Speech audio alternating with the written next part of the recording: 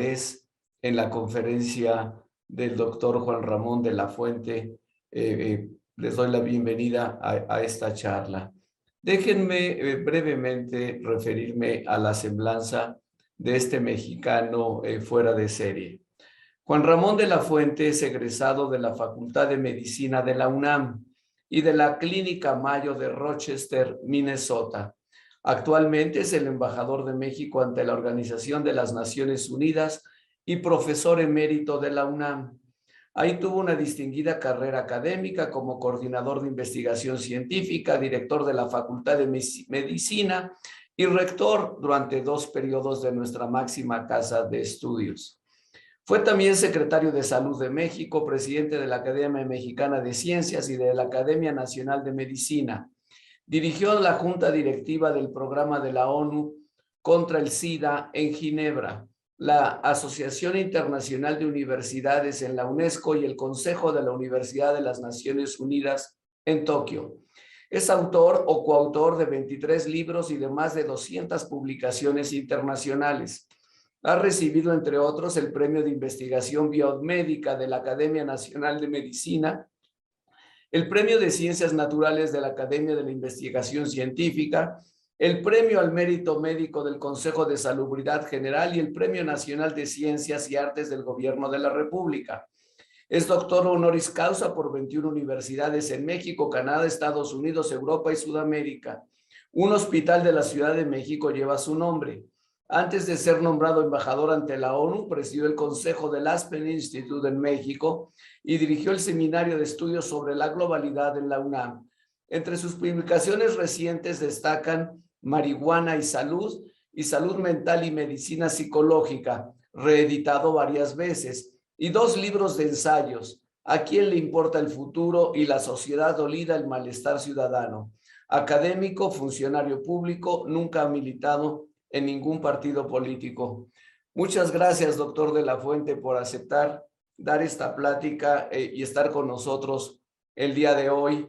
Es para nosotros un enorme privilegio y una señalada oportunidad para todos los estudiosos de relaciones internacionales y carreras afines. Todos, estoy seguro, hemos seguido su trayectoria al frente de la delegación de México en la ONU en los últimos 2 años. De hecho, usted llegó desde 2019, pero me refiero sobre todo al año pasado y en que ha estado como representante de México en el Consejo de Seguridad. Y si me permite, en ese sentido, me gustaría hacerle una pregunta, una consideración general de cómo ve usted la participación de nuestro país en el Consejo de Seguridad, que como todos ustedes saben es la instancia más importante encargada de la promoción de la paz y la seguridad internacionales, de acuerdo a la Carta de las Naciones Unidas.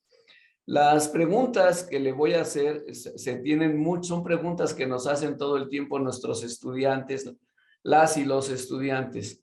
¿Qué beneficios le ha traído a nuestro país nuestra presencia en el Consejo de Seguridad?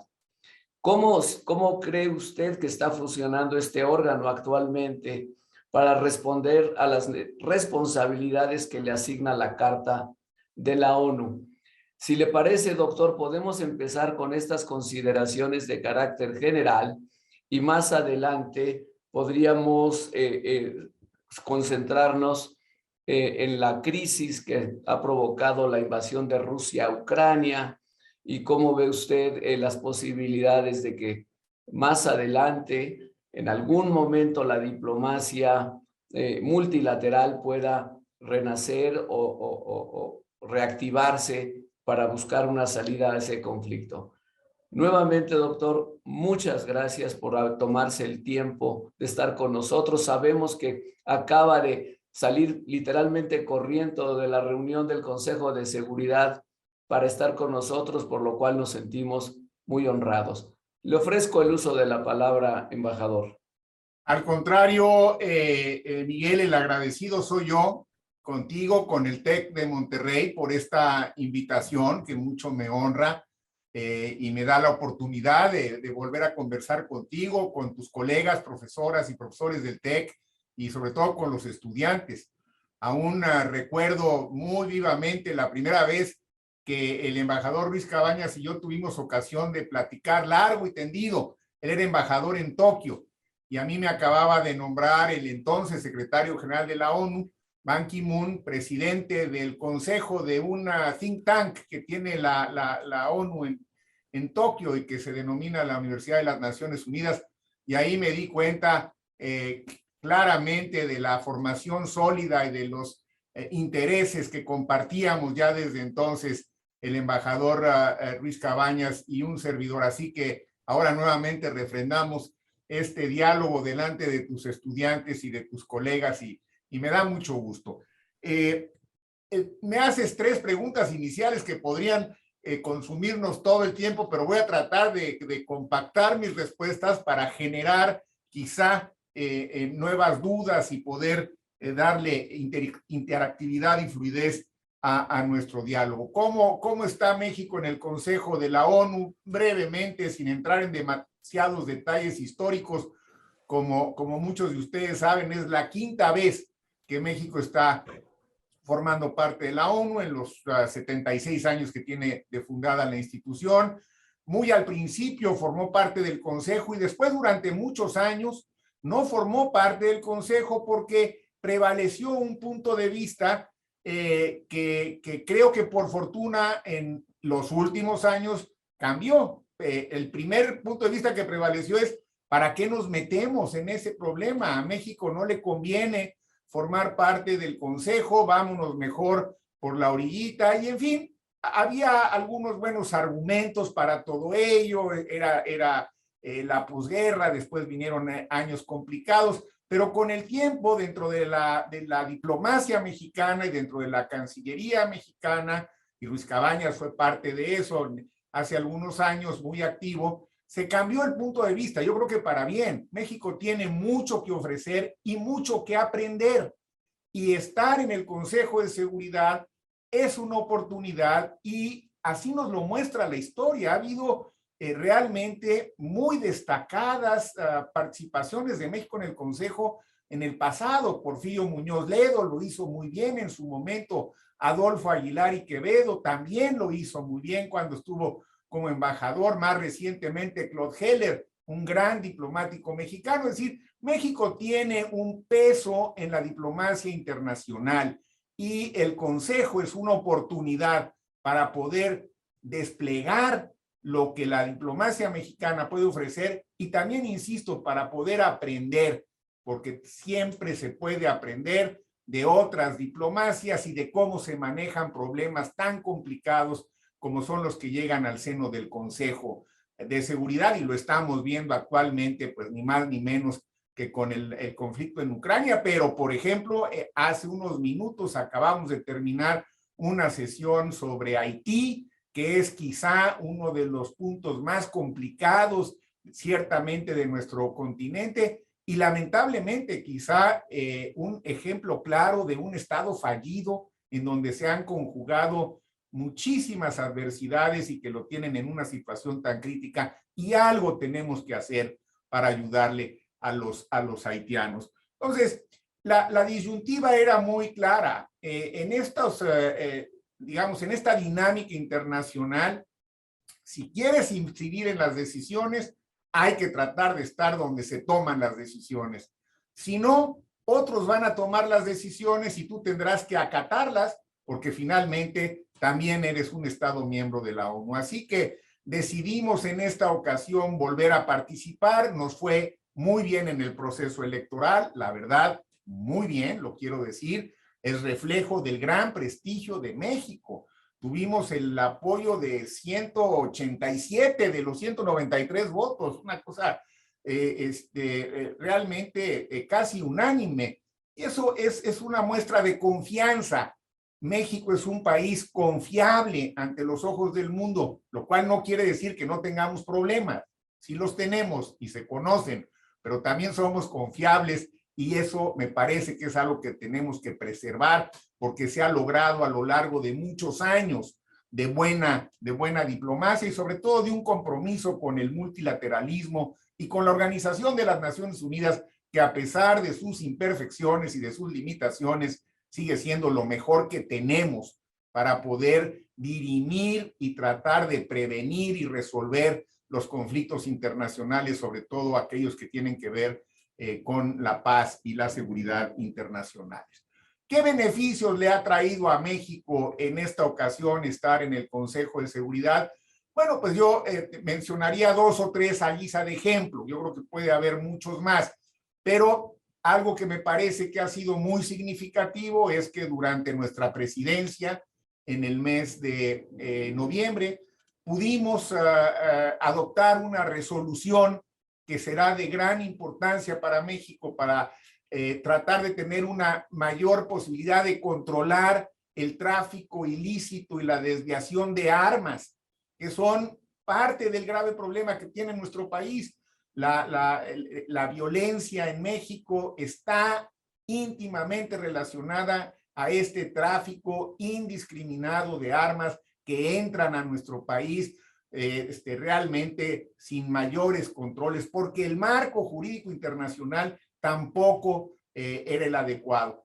Entonces, tratamos de ir convenciendo, presionando, persuadiendo a los miembros del Consejo y logramos lo que parecía muy difícil, que se adoptara una resolución, porque entre los miembros del Consejo pues están ni más ni menos que los principales productores de armas de este planeta y los que ganan mucho dinero con ese tráfico ilícito. Sin embargo, prevaleció la argumentación política, legal, y creo que fue un paso en la dirección correcta. También plantearía como otro, creo que beneficio directo para nuestro país, ha sido la posibilidad de establecer relaciones en temas específicos que benefician a toda la diplomacia mexicana. Y pongo el caso también reciente de la diplomacia preventiva, en donde hemos encontrado con otros países como Noruega, como Francia, una enorme convergencia y que nos ha permitido nutrir nuestra propia vida diplomática y tratar desde esta plataforma de incidir más efectivamente en las decisiones que se toman en el Consejo de las Naciones Unidas. El Consejo tiene muchas limitaciones y una de ellas es que ha sido un órgano muy reactivo, pero que llega tarde con frecuencia a los conflictos y además tiene una enorme limitación que es el veto que tienen los 5 miembros permanentes. Veto que, por cierto, ha sido objetado por México desde hace 76 años. Llevamos 76 años diciendo el veto paraliza al Consejo de Seguridad y lo acabamos de ver nuevamente con el veto a la resolución en relación al conflicto de Ucrania que impuso la Federación de Rusia en pues una decisión que no solamente paralizó las acciones del Consejo, creo que limitó la posibilidad de haber podido intervenir más tempranamente en este terrible conflicto y que lo único que puedo yo decir que ha traído de bueno es que ha revivido una vez más al interior de la ONU la polémica y la discusión de la que México ha sido parte desde hace 76 años. Así que pues estas serían algunas reacciones iniciales, Miguel, a tus preguntas generales que nos permiten, creo yo, tener suficientes elementos para decir, es mejor estar en el Consejo que no estar, y sí hay algunas ventajas específicas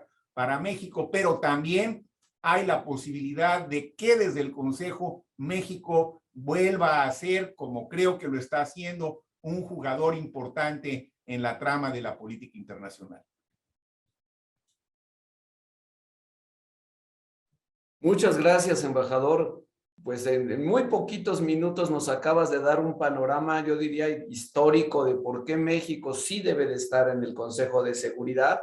En efecto, yo recuerdo hace muchos años, pues prevalecía, en muchos gobiernos prevaleció la idea de que México no tenía nada que ir a hacer al Consejo, que nada más íbamos a ser arrollados y que mejor no había que correr riesgos. Qué bueno que eso ya cambió, ya en estos últimos 15, 20 años eso ya cambió. México vuelve cada vez que puede a cumplir sus responsabilidades internacionales y hacer cosas importantes para México, para la diplomacia mexicana y, por supuesto, en su colaboración en la diplomacia mundial. Hace unos días hubo aquí en México un seminario organizado por la Cancillería y la Misión de México en la ONU, realmente yo diría fuera de serie.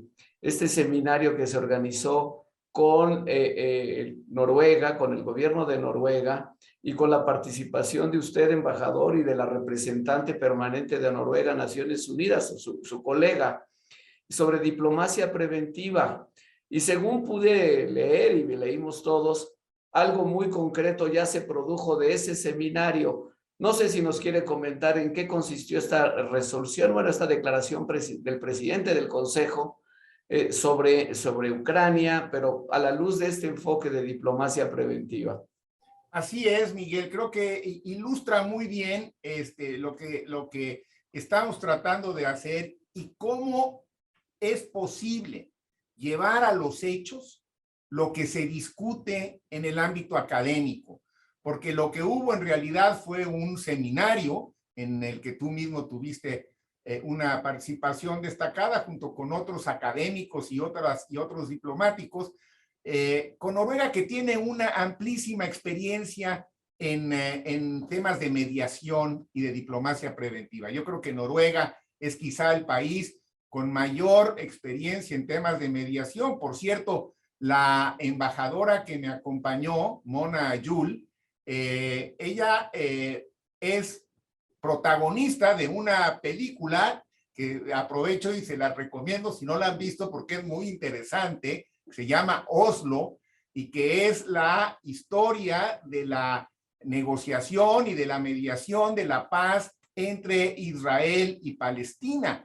Y en esa trama, en esa película, hay una joven diplomática en Noruega que está trabajando en la embajada de Noruega en Israel, que se llama Mona Juul. Era esta misma embajadora hace muchos años.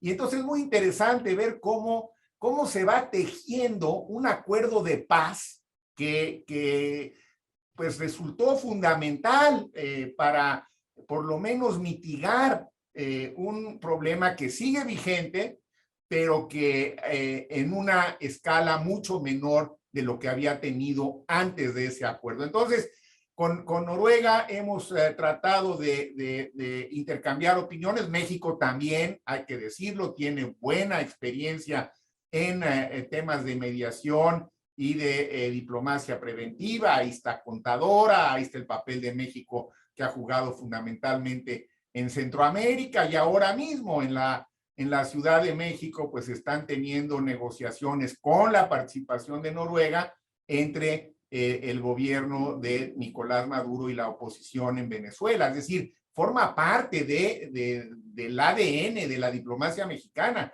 Y algo que nos ocurrió es que logramos en el seminario de Ciudad de México establecer las bases para tratar de sacar al Consejo de Seguridad, después de 2 meses de haberse iniciado el conflicto en Ucrania, de la parálisis a la que nos había sometido el veto de la Federación de Rusia.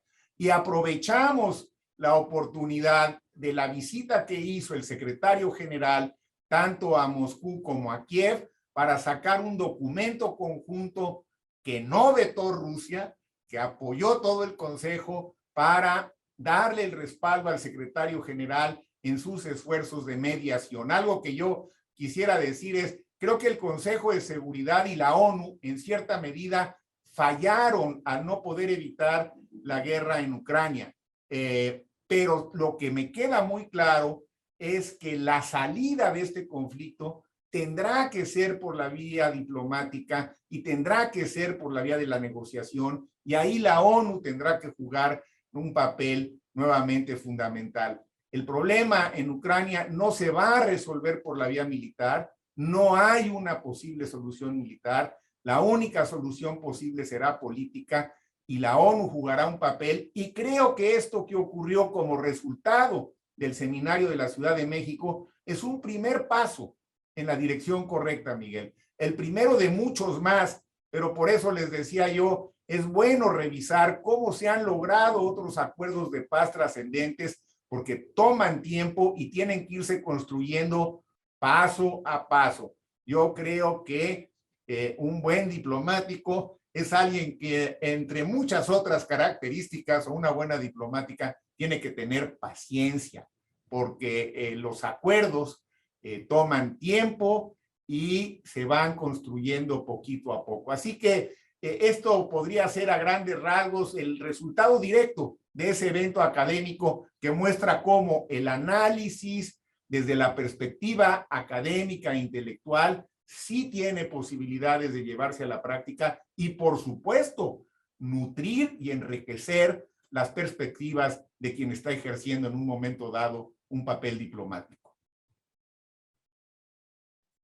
Gracias, embajador, por resaltar esto, el papel de la academia y de los estudios, porque su público hoy pues son básicamente personas ligadas al medio académico, la mayor parte estudiantes, pero también tenemos profesoras y profesores muy interesados en la acción internacional, en la participación de México en los foros internacionales y tienen como obligación, incluyéndome a mí, por supuesto, pues compartir en las aulas las experiencias que ha tenido la diplomacia mexicana, de modo que sus palabras ahora pues refuerzan este mensaje de que el análisis académico, lejos de ser irrelevante, al contrario, es fundamental para hacer progresos concretos. Una de las cosas que también del funcionamiento del Consejo de Seguridad sale constantemente es que, bueno, hay 5 miembros permanentes y hay miembros no permanentes, como es el caso de México en este momento. De los 15, 9 son, 10, perdón, son no permanentes y tradicionalmente le ha correspondido a América Latina y el Caribe ocupar 2 de esos asientos para la región de América Latina, en este momento México y Brasil. Entonces, yo le quisiera preguntar, embajador, ¿cómo ve usted, es decir, México tiene alguna coordinación con los países de América Latina y el Caribe para las posiciones que asumen el Consejo de Seguridad? ¿Los países latinoamericanos tienen interés en saber cómo está definiéndose la dinámica en el Consejo de Seguridad? Es decir, México representa, por supuesto, a sí mismo las posiciones de su gobierno, pero yo quisiera preguntarle si también los países de América Latina están interesados en saber cómo está México tomando posiciones.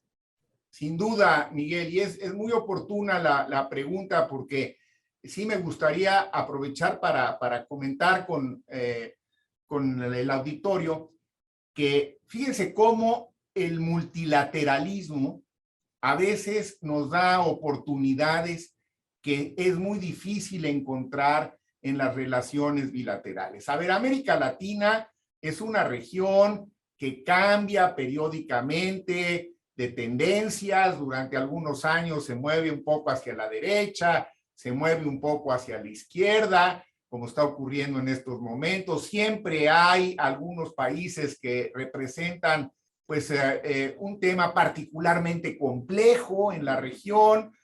Históricamente tenemos el caso de Cuba, con el cual México ha sido siempre muy solidario. Qué bueno, yo en lo personal estoy a favor de esta solidaridad histórica de México con Cuba. En este caso también hay algunos otros países que dividen a la región. Recuerden ustedes el Grupo de Lima, por ejemplo, que generó una división marcada en relación al gobierno de la República Bolivariana de Venezuela. En fin, es una región difícil, ¿no? De que se polariza fácilmente y que no encuentra muchas veces cómo unirse.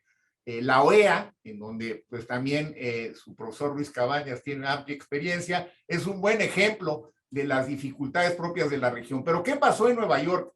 Desde que llegamos nos dimos cuenta que la clave para la elección tersa de México al Consejo era tener el consenso del grupo de países de América Latina y el Caribe. Y subrayo el Caribe porque a veces lo omitimos y ese es un grave error. Así que lo primero que hice al llegar fue ponerme a trabajar con ellos. La primera reunión que tuve en la Embajada de México fue con el grupo de embajadoras y embajadores caribeños, lo cual les dio mucho gusto porque para muchos era la primera vez que podían venir a la embajada, a la misión de México.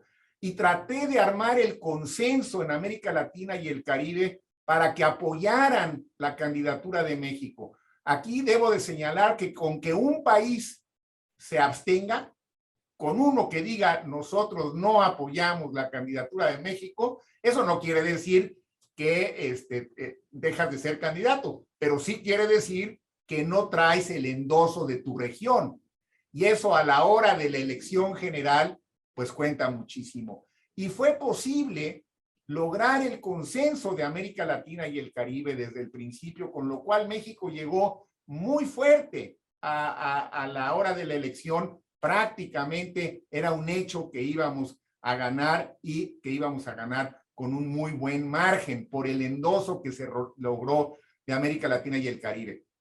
Y casi simultáneamente, un poco después, México, a través de las gestiones del canciller, logra la presidencia de la CELAC, que realmente es un organismo que estaba, pues yo diría yo que si no en etapa terminal, casi en etapa terminal por las mismas divisiones, y se logró también trabajar de manera coordinada con la CELAC, de manera que yo diría, a ver, América Latina es nuestra región, son nuestros hermanos, hay problemas importantes, hay divisiones naturales, pero México tiene otra vez una posición ganada históricamente, tenemos autoridad moral, si la sabemos ejercer, logramos alcanzar consensos y la verdad creo que es una posición que debemos de cuidar en los próximos años porque es fundamental para nuestro futuro el tener esa posición de respeto y de autoridad moral en América Latina, sabiendo reconocer nuestras diferencias y lo mostramos todos los días. A ver, para nadie es un secreto decir que el actual gobierno de México y el actual gobierno de Brasil pues tienen posiciones ideológicas muy distintas, muy divergentes. Casi diría yo que caminamos a veces en sentidos opuestos. Y sin embargo, les puedo decir que la relación con la misión de Brasil en la ONU y en el Consejo de Seguridad ha logrado encontrar, y aquí es donde quiero resaltar al multilateralismo, la posibilidad de encontrar puentes que nos unen y proyectos conjuntos que hemos impulsado junto con Brasil, cosa que a lo mejor en la relación bilateral hubiera sido muy difícil en este momento, dadas las diferencias ideológicas del gobierno de México y del gobierno de Brasil actualmente. Entonces, el multilateralismo también es una opción para dejar a un lado las diferencias que podemos encontrar cuando estamos en el contexto bilateral y poner sobre la mesa los puntos en donde podemos hacer sinergia y encontrar convergencias. Eso me parece que es una de las grandes virtudes del multilateralismo y es clave para entender la relación armónica en América Latina y el Caribe. Totalmente de acuerdo, embajador. Y sí, o sea, debe ser todo un reto la relación con algunos países, sobre todo con Brasil en este momento, pero yo sí creo que los foros multilaterales sirven para encontrar puntos comunes, además representando a América Latina. Entonces, enhorabuena, embajador, que usted ha encontrado esa convergencia con Brasil en el Consejo de Seguridad de la ONU. Mencionó usted, embajador, y algo muy importante, que no hay una solución militar para Ucrania. Yo creo que ya empieza a ser el consenso internacional en muchos expertos, muchos gobiernos, muchas agencias de la ONU. El secretario de la ONU, Antonio Guterres, lo ha destacado. Entonces, que eventualmente volverá la diplomacia. Mientras tanto, el pueblo ucraniano está sufriendo enormemente, enormemente. Y hemos visto que México, en vez de, digamos, unirse a las sanciones que han dictado algunos países, la línea de México, de la misión de México en la ONU, de la Secretaría de Relaciones Exteriores, del Gobierno de México, ha sido promover intensamente la asistencia humanitaria para aliviar en la medida de lo posible el sufrimiento del pueblo ucraniano. Yo creo que esta es una tradición también histórica de México, pero que en el momento oportuno se está llevando a cabo y que además permite mantener la interlocución con los dos países o los dos bandos. Si nos puede comentar, embajador, cómo ha visto esto del tema de la asistencia humanitaria tanto en el Consejo de Seguridad como en la Asamblea General, porque junto Claro, con Francia, México ha movido mucho esto. sí, por supuesto, es otra vez parte fundamental del papel que ha jugado México en este lamentable conflicto, ante esta invasión. A ver, en primer lugar, desde que tuvimos la certidumbre de que se había producido una invasión, y esto es importante subrayarlo, México condenó enérgicamente la invasión de un Estado soberano sobre otro Estado soberano, de la Federación de Rusia sobre Ucrania. Y lo condenamos porque es violatorio de la Carta de las Naciones Unidas, que todos nos comprometimos a acatar, es contrario al derecho internacional y también es contrario a los propios principios constitucionales de nuestra política exterior. Entonces, no es que fuera un país determinado u otro, es que ese país soberano violentó estos lineamientos jurídicos, constitucionales, internacionales, etcétera. Y era pues absolutamente necesario expresarse con claridad y así lo hicimos. Una vez hecho eso, había que preguntarse cuál era el papel que México podía jugar frente a esta invasión siendo miembro del Consejo de Seguridad. A ver, compañeras, compañeros, México no es una potencia militar, no tenemos tratados militares, no es nuestra línea, tenemos una política exterior pacifista, y no era esa un conducto que teníamos por qué seguir ni posibilidades de seguir. México tampoco es una potencia económica. La capacidad económica de México, hombre, es una economía intermedia, que a veces se expande un poco más, a veces se contrae un poco, pero no somos una potencia económica y no está en nuestra política exterior estar sancionando de manera unilateral a otros países. Si el Consejo de Seguridad adopta en su momento algunas sanciones, yo estoy seguro que México las acatará como miembro del Consejo, pero mientras eso no ocurra, pues esa tampoco era nuestra vía. Entonces, ¿cuál era el papel que podía jugar México? Lo que dice el embajador Ruiz Cabañas: rescatar nuevamente una de las mejores tradiciones de nuestra diplomacia, que tiene que ver con la protección de civiles, con la ayuda humanitaria, con hacer valer el derecho internacional humanitario y hacer valer los principios de nuestra Constitución. Y por eso fue que, como veíamos que la invasión seguía avanzando y empezaba a haber enorme sufrimiento de amplios sectores en el pueblo ucraniano, y las cifras son apabullantes: 7 millones de refugiados que han tenido que salir de Ucrania desde que empezó el conflicto, otros 5 o 6 millones que están desplazados internamente, en total casi 13 millones de ucranianos han tenido que dejar sus casas. Fíjense, la mitad de los niños en Ucrania han tenido que salir de su país por causa de la guerra. Las necesidades humanitarias son verdaderamente enormes.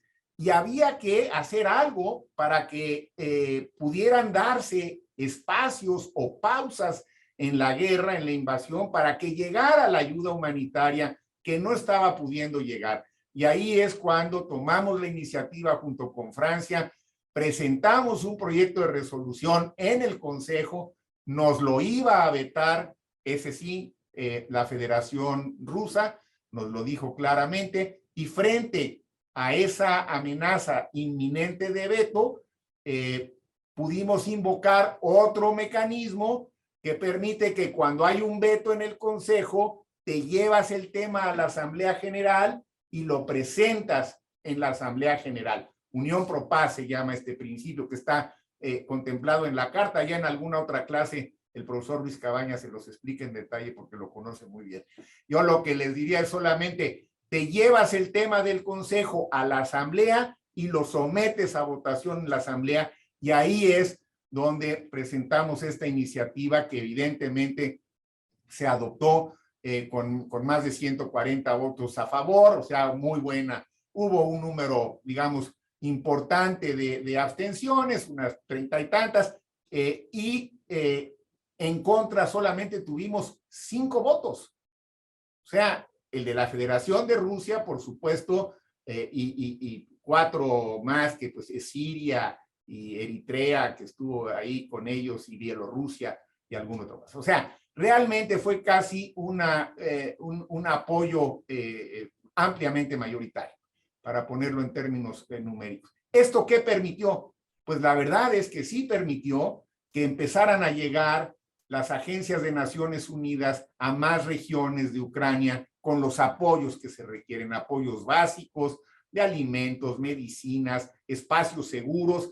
Permitió también que se empezaran a abrir más corredores humanitarios. ¿Qué es esto? Lo seguimos viendo ahora en esta ciudad que ha sido muy, muy violenta, Mariupol. Se hace una pausa humanitaria, es decir, un cese al fuego transitorio, pactado, y se establece un corredor para poder sacar a los civiles de ahí y llevarlos a un lugar seguro, y luego se reanudan las hostilidades. Entonces, yo creo que ahí está el papel otra vez de México. Sí estamos contribuyendo, se ha reconocido como tal, no resuelve, no resuelve, pero sí ayuda. Y aquí de lo que se trata es de ver cómo ayudamos, y es lo que estamos haciendo. Muchas gracias, embajador. Nos están llegando algunas preguntas, son muchas, y entonces las voy a ir agrupando, digamos, por tema. Tú dices. Algunas tienen que ver con el Consejo de Seguridad, otras no, pero voy a mencionar algunas. Concretamente, la experiencia de Ucrania aconsejaría y puede influir a favor de una reforma del Consejo de Seguridad y quizá de una reforma de la organización. ¿Abre algún espacio? ¿Cómo evalúa usted si esta reforma y un poco, digamos, la incapacidad de la ONU para prevenir el conflicto ha hecho que muchos países estuvieran más a favor de hacer una reforma del Consejo de Seguridad? A ver, la reforma del Consejo de Seguridad de la ONU lleva, yo creo que casi tantos años como la ONU de fundada, ¿no? Desde que se aprobó la carta, inmediatamente surgieron las más, incluida la de México, cuando dijo no estamos de acuerdo con el veto. Bueno, por eso lo revisamos después, pues ya entró, era parte de la dinámica. Claro.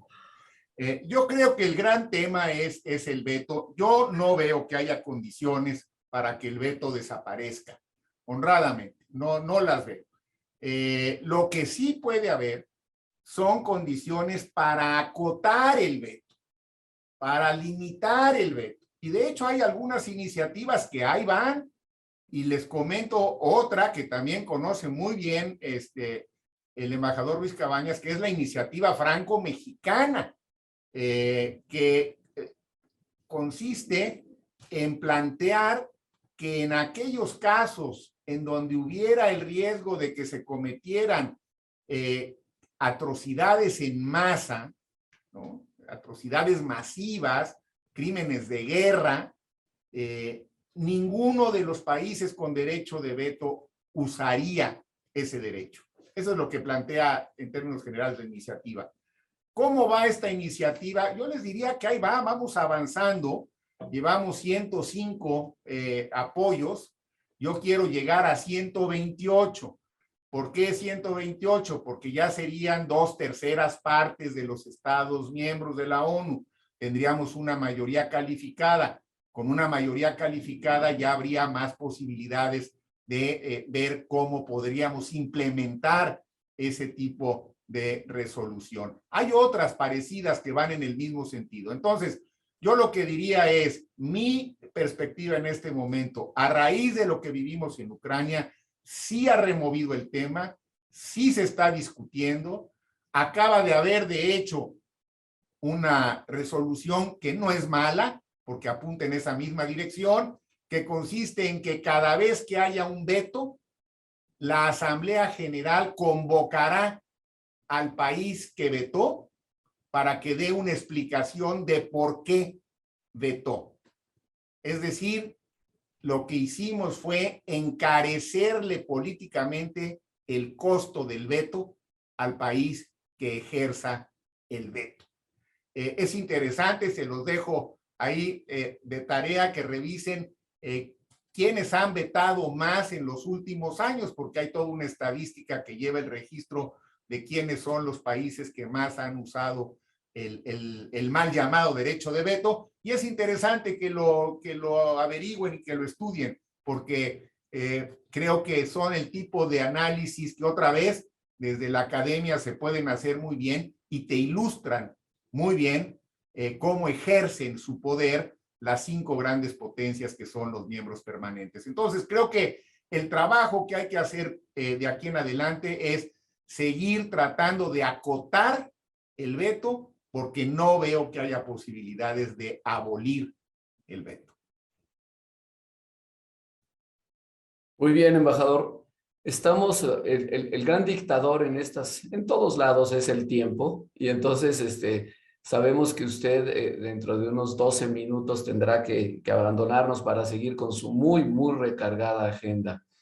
Pero están surgiendo preguntas de 2 temas que también son vitales para la sobrevivencia de la humanidad.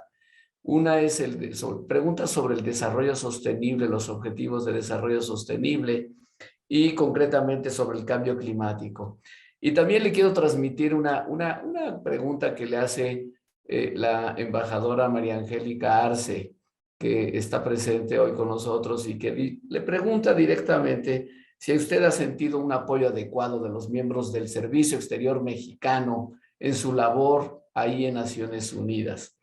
Entonces, yo se lo dejo a usted como quiera comentar, pero un poco las preguntas son, yo lo he sentido mucho aquí en las universidades, en el TEC de Monterrey, pero sé que en muchas universidades mexicanas hay gran preocupación por el desarrollo sostenible y especialmente de la amenaza del cambio climático.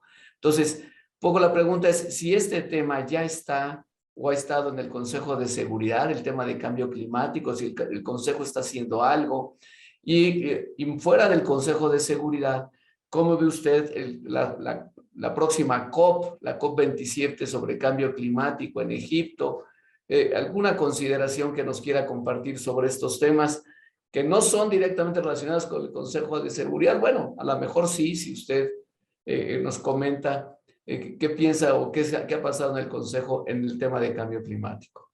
Con mucho gusto, Miguel. Y bueno, pues desde luego este es otro de tus temas favoritos en los que pues tú has hecho también muchas contribuciones desde hace ya muchos años, y pues ahora qué bueno que hablar de los objetivos del desarrollo sostenible se convierte casi en una asignatura ineludible en la formación de muchas carreras, no nada más de relaciones internacionales o de ciencias sociales. Yo creo que los objetivos del desarrollo sostenible deberían estar en todas las currícula de prácticamente todas las carreras, porque finalmente todos los profesionistas y las profesionistas que se vayan formando tenemos en principio o deberíamos tener una idea clarísima de cuáles son las perspectivas del desarrollo de la humanidad cuando se toman o no se toman en cuenta algunos de los factores que ha puesto de relieve la Agenda 2030, que dicho sea de paso, en mi opinión, es la contribución más importante que ha hecho la ONU en los últimos 30 o 40 años. Yo creo que es un trabajo fantástico, formidable, es una hoja de ruta para los países de cómo poder avanzar en su desarrollo cuidando los aspectos fundamentales de la sostenibilidad, y cómo, por el contrario, cuando estos no se cuidan, todos los demás esfuerzos de desarrollo nos van a llevar a una situación absolutamente catastrófica.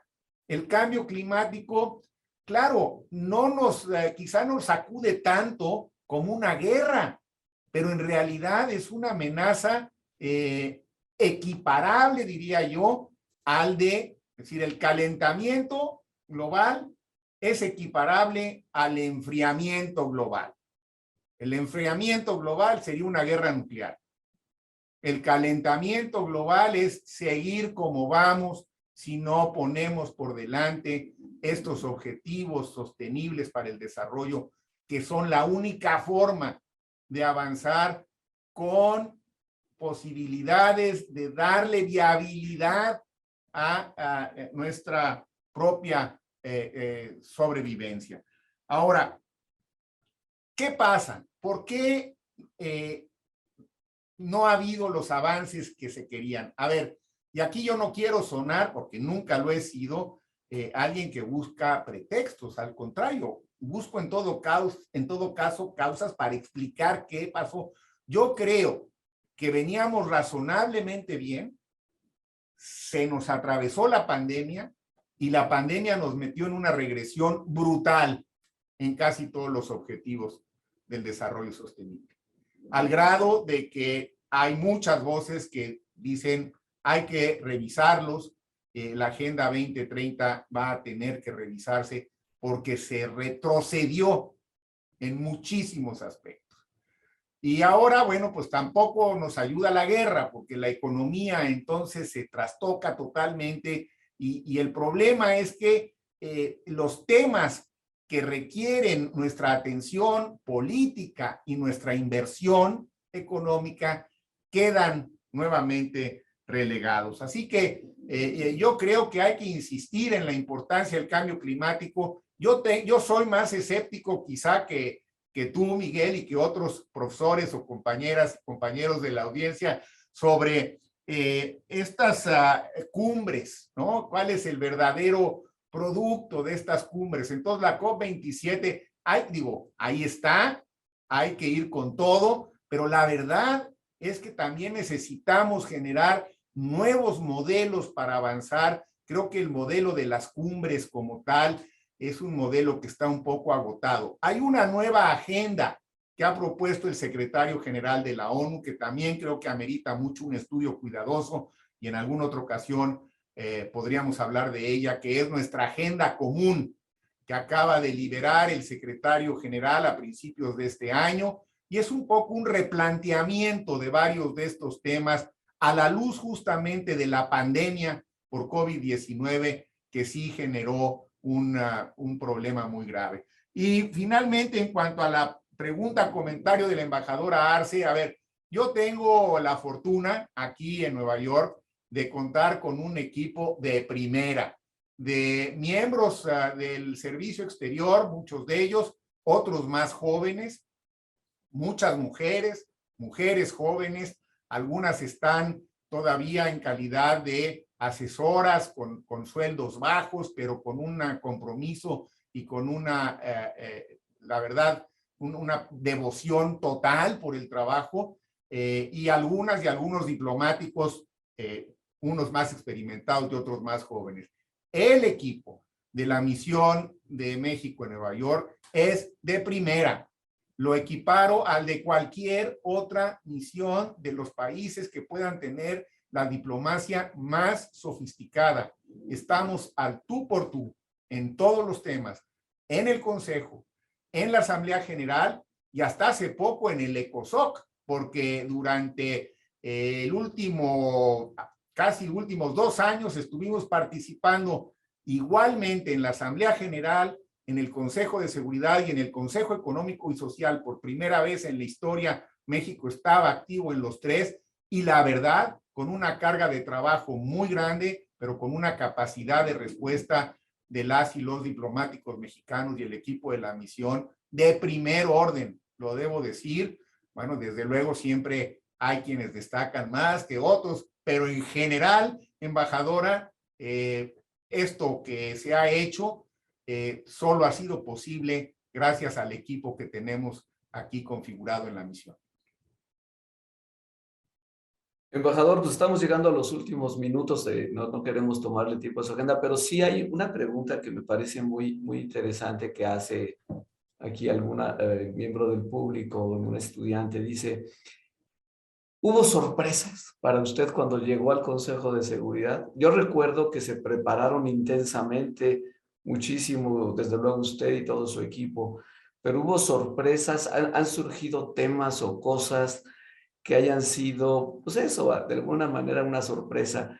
Y lo voy a completar con otra pregunta que están haciendo, que es, bueno, después de la presencia de México en el Consejo de Seguridad, ¿cuáles son las enseñanzas que ustedes están pensando, digamos, las lecciones aprendidas de que está México en el Consejo, tanto en punto de vista de posibles sorpresas o temas que hayan surgido que no se preveían?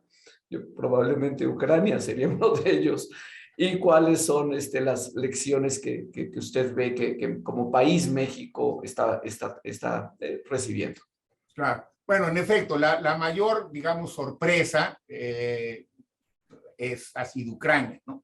Sí. Incluso yo te diría que hasta unas semanas antes de que iniciara la invasión, cuando había señales de que había movimientos de tropas en la frontera del lado de la Federación de Rusia, en una reunión del Consejo en donde estábamos analizando los famosos acuerdos de Minsk, otra vez tema para estudios, si es que no lo traen claro ustedes, muy interesantes, revísenlos, que son los que habían encontrado una solución, entre comillas, para el territorio del Valle del Donbass, donde están ahora los enfrentamientos más cruentos entre Ucrania y Rusia, porque ahí hay algunas provincias que habían tenido históricamente ciertas inquietudes separatistas de Ucrania, reintegrarse a Rusia. Entonces, ahí en Minsk, en la capital de Bielorrusia, se reunieron y lograron unos acuerdos, de estos acuerdos diplomáticos que a mí también me parece que a veces son muy interesantes, porque dejan las cosas un poco suspendidas, ¿no? Con esta ambigüedad creativa, que es como yo la defino, que no resuelve, pero que te permite seguir transitando. Entonces, ¿qué se hizo con esos territorios? Bueno, se dejaron ahí de manera un poco ambigua, como territorios medio independientes, pero no totalmente, con ciertas... Esos eran los acuerdos de Minsk, ¿no? Entonces, se revisaron esos unas semanas antes y yo personalmente, en una sesión de consejo que están además, todas están grabadas en línea, sin editar, creo que ahí hay un acervo interesante para que se haga después todo el tipo de análisis académico que se requiera. Le pregunté al embajador de la Federación Rusa.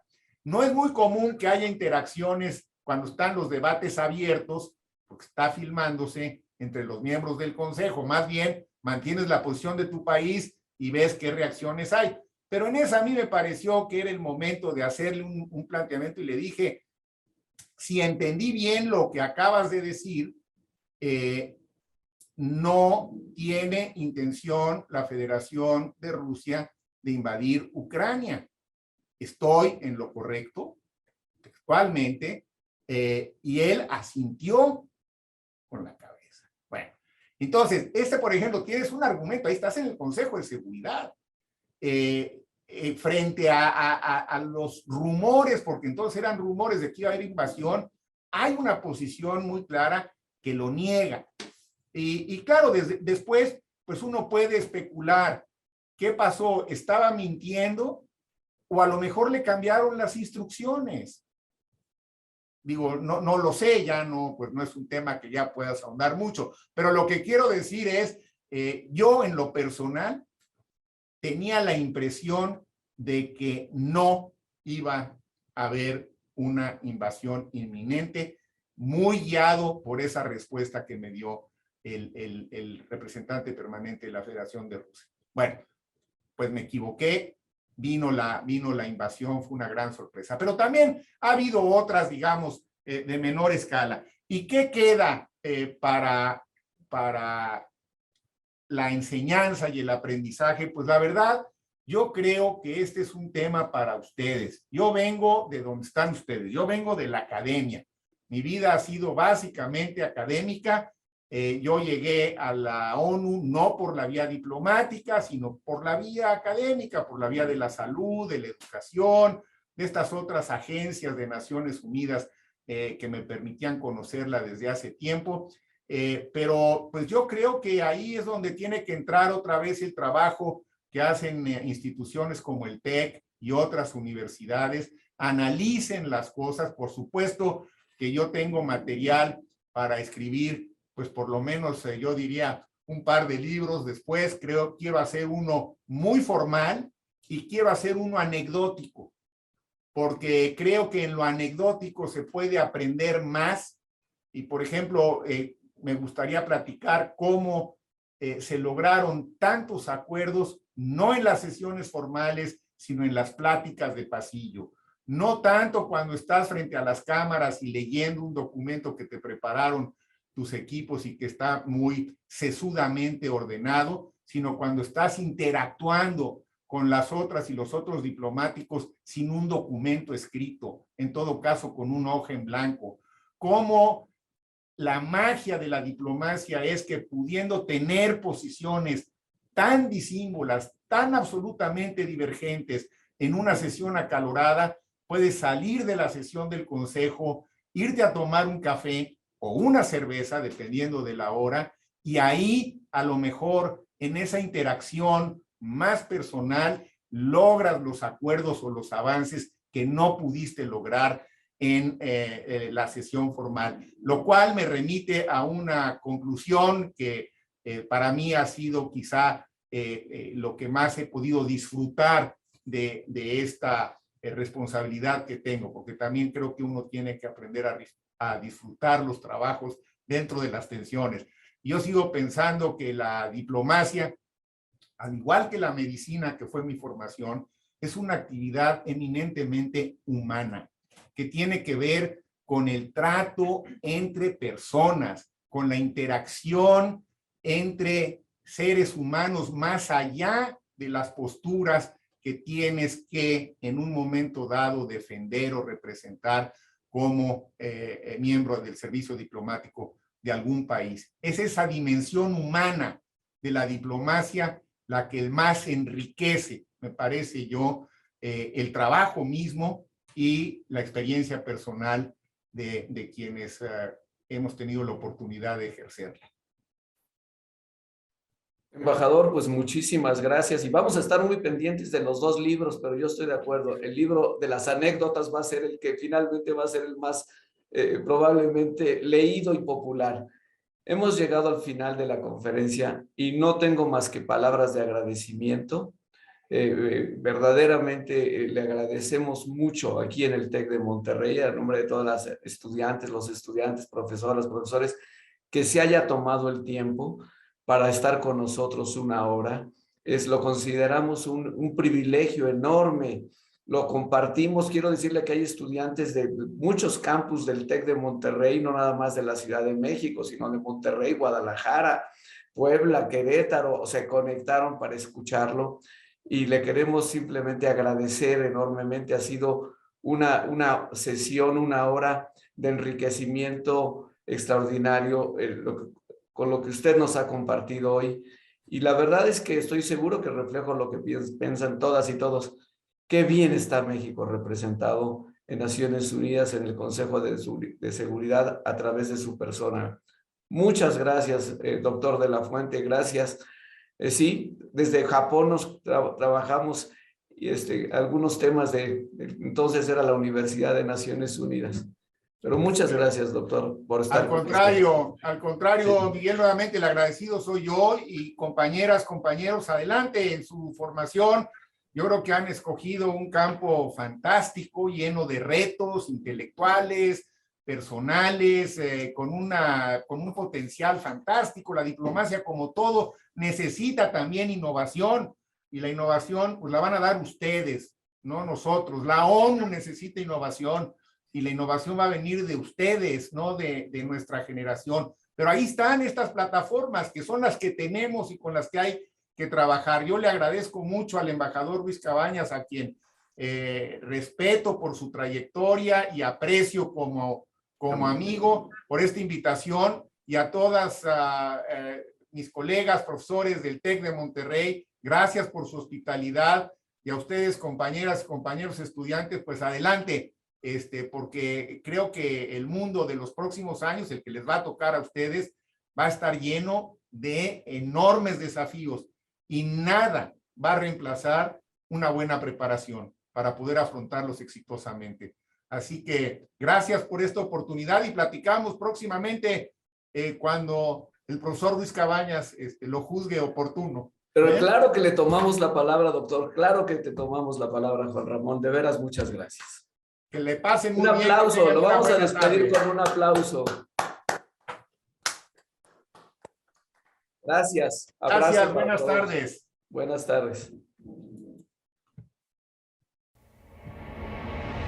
Estamos preparados para este mundo de cambios, siempre avanzando y anticipando lo que viene.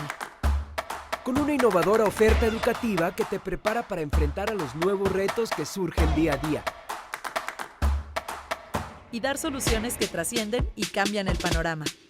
Que te da herramientas tecnológicas para empoderar a los más vulnerables. Con profesores que llevarán su experiencia dentro y fuera del salón de clases. Todo para que juntos dejemos un lugar mejor. Mientras unos esperan una nueva realidad, nosotros ya la estamos construyendo. ¿Te unes?